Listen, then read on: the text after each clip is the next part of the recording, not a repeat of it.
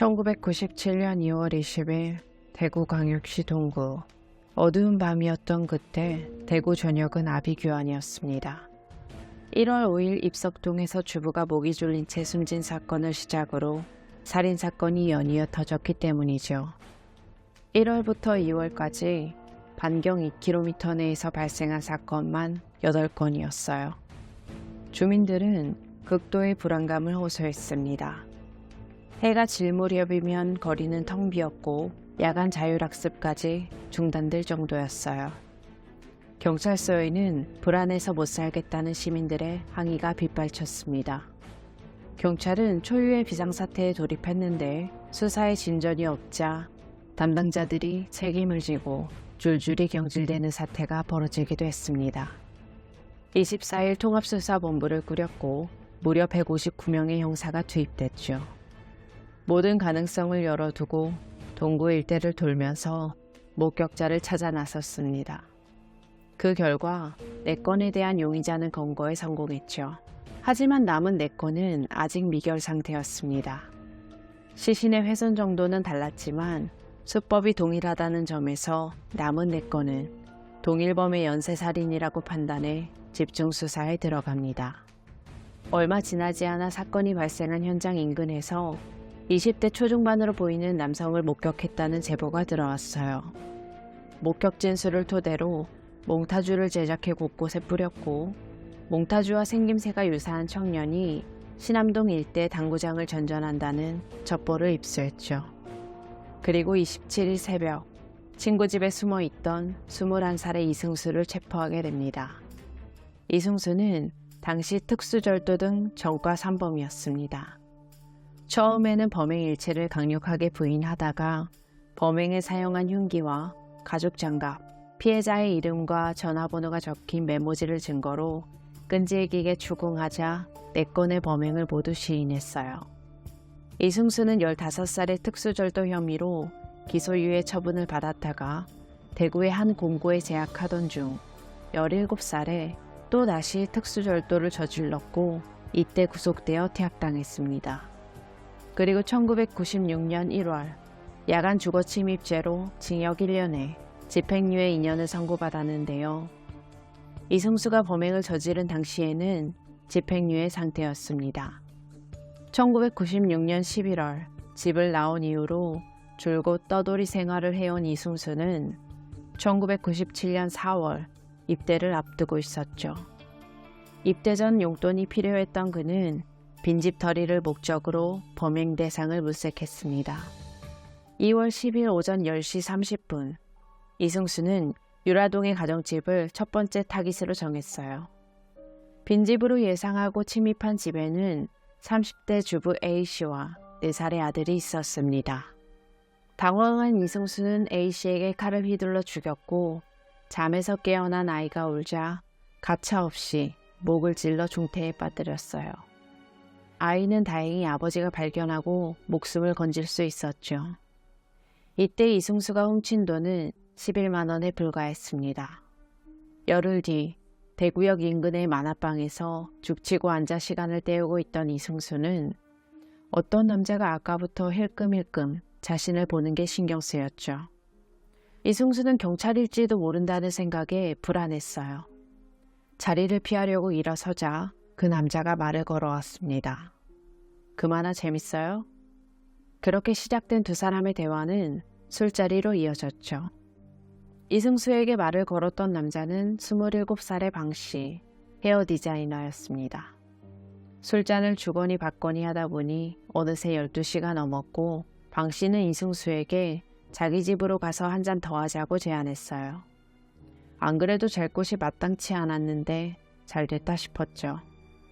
취기가 오른 상태에서 꽁꽁 얼어붙은 몸에 온기가 돌자 잠이 쏟아졌고 이승수는 그대로 뻗었습니다. 시간이 얼마나 흘렀는지 모르겠지만 방씨가 자신을 더듬는 손길에 잠이 깨버렸어요. 이승수는 수치심에 방씨를 뿌리치고 도망치듯 집을 뛰쳐나왔죠. 그렇게 걸어가다가 갑자기 화가 치밀었습니다. 아니지, 이렇게 갈 게 아니지. 이승수는 다시 발길을 돌려 방 씨의 자취방으로 돌아갔어요. 그리고 싱크대 위에 있던 칼을 들고 무방비 상태에 있던 방 씨의 어깨와 등, 눈 부위를 사정없이 찔렀습니다. 방 씨는 저항 능력을 상실하고 쓰러졌지만 이승수는 멈추지 않았어요. 그래도 분이 풀리지 않자 방 안에 뒹굴던 맥주병으로 방 씨의 머리를 내리쳤죠. 방 씨는 즉사했고 그의 바지 주머니에서 8만 원을 챙겨 요요히 집을 나왔습니다. 방 씨 자취방을 나와 무작정 걷고 있는데 취기가 가시자 배가 고파왔어요. 그때 작은 백반집이 눈에 들어왔죠. 문을 열고 들어가자 고등학생쯤 돼 보이는 여학생이 막 청소를 시작하고 있었습니다. 영업이 끝나는 시간이었어요. 하지만 이승수는 개의치 않았죠. 방 씨에게 빼앗은 10,000 원을 식탁 위에 올려놓으며 국밥을 시켰습니다.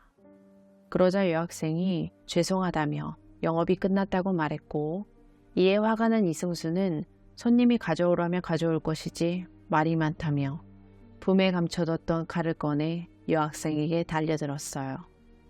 재빨리 가게 안에 있는 방으로 도망쳤지만 칼은 여학생의 목에 정확히 꽂혔어요.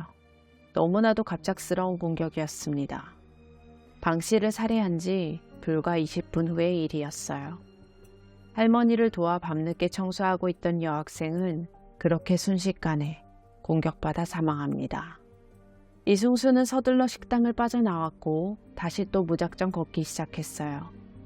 그리고 근처 교회 앞 건널목에 다다랐을 때 이승수 옆에 성경책을 들고 있는 한 할머니가 서 있었죠. 맞은편 교회에 새벽 기도를 가려는 것 같았습니다. 교회에 가는 거면 헌금을 갖고 있겠지? 라는 생각에 할머니 뒤를 밟기 시작했어요. 교회에 도착하기 전 으슥한 골목에서 할머니의 등과 가슴을 사정없이 찔렀습니다. 인적이 드문 골목길에 버려진 김 씨는 범행이 있고 4시간이 지나 다발성 절창에 의한 과다출혈로 사망했죠. 이때 훔친 돈은 7만 원. 이승수는 고작 1시간도 채 안 되는 시간 동안 3명이나 살해했습니다. 날이 밝자 대구시는 순식간에 공포에 휩싸였어요. 하룻밤 사이 그것도 같은 동네에서 연관도 없는 3사람이 영문도 모르고 살해를 당했으니 말이죠. 게다가 이미 열흘 전 같은 동구에서 한 가정주부가 집에서 살해당하고 아이마저 다치는 사건이 벌어졌었기 때문에 대구시경이 비상이 걸린 상태였습니다. 이때 이승수는 마지막 범행 6일 만에 꼬리가 밟혀 체포된 겁니다. 체포 직후 인터뷰에서 말했던 이승수의 대답들은 범행 내용만큼 충격적이었어요.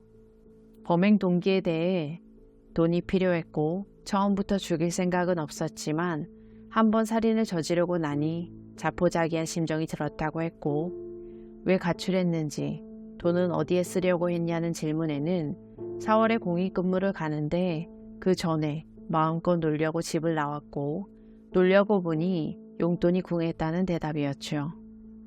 이승수는 경찰에 붙잡히고 피해자들에게 미안하다고 하긴 했지만 재판부는 이승수가 첫 번째 범행 후 친구 집에 찾아가 사람을 죽였다며 범행에 사용한 장갑을 버려달라고 부탁했고 경찰이 수사 중임에도 불구하고 범행 현장 인근의 만화방과 당구장을 전전하는 등 아무런 뉘우침의 흔적이 없고 특별한 동기도 없이 죄 없는 사람들을 4명이나 살해한 건 정상 참작의 여지가 없다며 1997년 8월 이승수는 재판 끝에 사형을 선고받았습니다.